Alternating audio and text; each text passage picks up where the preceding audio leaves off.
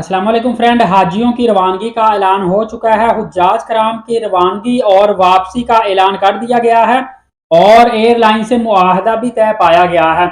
याद रखिएगा कि PIA की सबसे पहली जो फ्लाइट है वो मुल्तान से रवाना होगी, जो कि 17 मई 2024 को मुल्तान से सऊदी अरबिया जद्दा के लिए फ्लाई करेगी।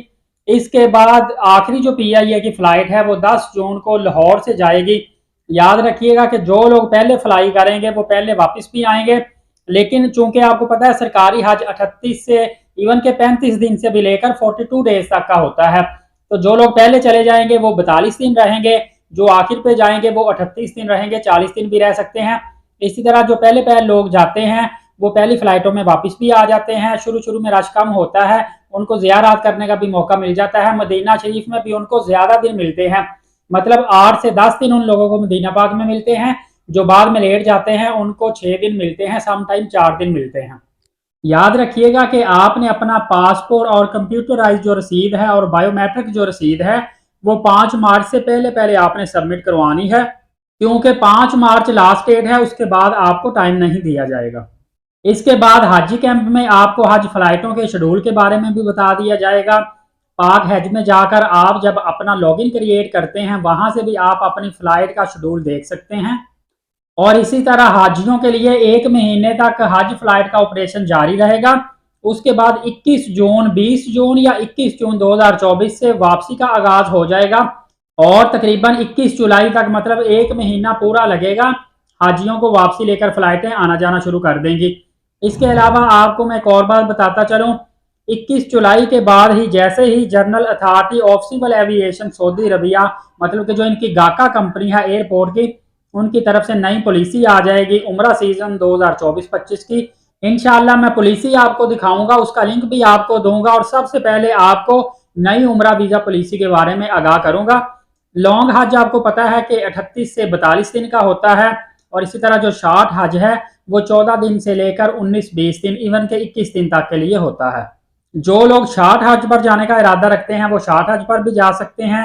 इवन के आप प्राइवेट तौर पर भी अगर हज लेते हैं, तकरीबन प्राइवेट का आपको बताता चलूं, जो फीस है पहले 12 लाख रुपए इकोनॉमी की फी थी।